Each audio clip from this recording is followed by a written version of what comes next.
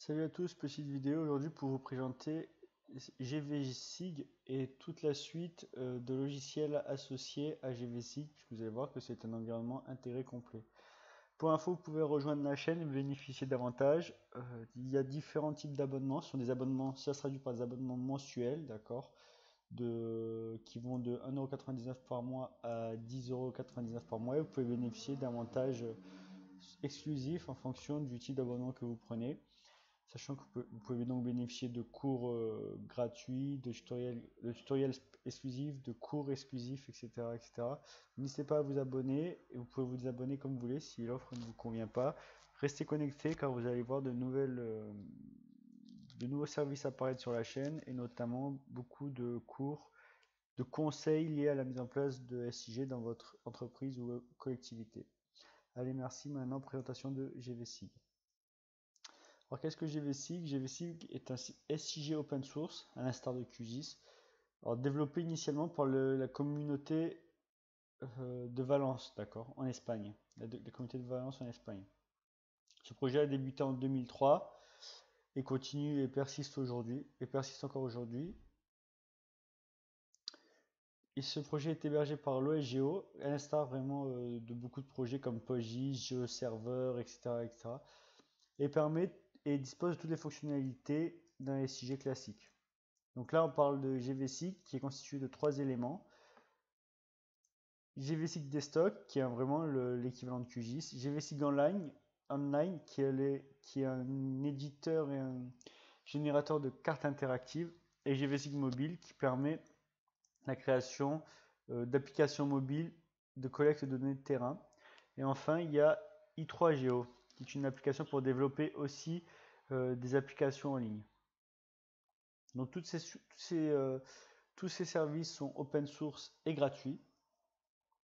Il y a une forte communauté derrière de développeurs qui permet de maintenir et de développer ces technologies. Donc là, on est sur le site de GVSig qui dispose vraiment d'énormément de ressources. Donc vous voyez, c'est un projet OSGeo qui dispose d'énormément de ressources, normalement des cours à apprendre. Vous pouvez télécharger ici la suite GVSig, ce que j'appelle la suite GVSig, qui est un ensemble intégré et interopérable. Donc là, vous pouvez télécharger GVSig. Et puis après, vous avez tous les autres produits. On va avoir GVSig Online. Donc voilà, pareil, c'est open source. Donc c'est vraiment très très puissant. On est vraiment dans le même cadre que QGIS. Je veux dire, c'est un de ses concurrents. Donc c'est maintenu par une association désormais apparemment. Je découvre en même temps. Enfin, je connais bien GVSig, mais l'actualité récente, je la connais pas vraiment. Vous avez GVSig Mobile,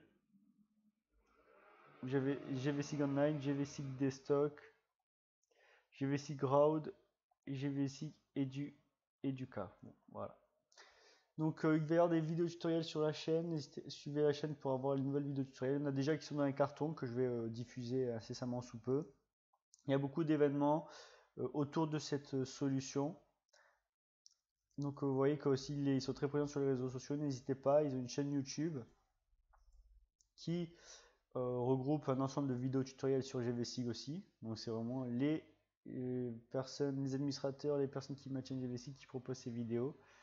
Donc là on peut aller voir. Donc voyez, vous avez des cours, les SIG appliqués à l'archéologie.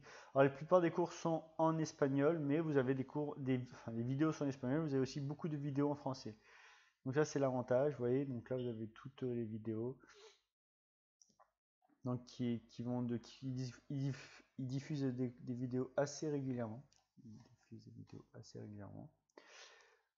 Voilà, ça va de l'espagnol au français en termes de cours. Ouais, cours SIG appliqué à la gestion des municipalités. Donc vraiment, ce sont des cours de géomatique et de SIG appliqués. Donc sur la chaîne. Donc pour ceux qui ne connaissent pas GVSig, je vous incite à le télécharger, à le tester. C'est un chouïa moins intuitif que QGIS. Bon, je dis ça parce que j'ai l'habitude de QGIS plus que de GVSig. Peut-être que si j'utilisais GVSig, je dirais le contraire. Donc voilà, vous avez la doc, elle est en espagnol, en brésilien et en anglais, sachant qu'il y a une grosse communauté en Amérique du Sud autour de GVSig. Donc vraiment, on a toutes les fonctionnalités classiques de GVSig, de SIG. Voilà l'interface graphique. Donc vous voyez, bon, moi j'ai moins l'habitude de cette interface, je suis plus sensible à l'interface de QGIS, mais bon, on s'en fout, toutes les fonctionnalités sont là. Une fois que vous avez pris l'habitude d'un logiciel, je pense qu'il n'y a plus de soucis. Donc voilà. Je vous remercie d'avoir regardé cette vidéo. Continuez à nous suivre pour bénéficier de vidéos tutoriels sur GVSig qui vont arriver bientôt.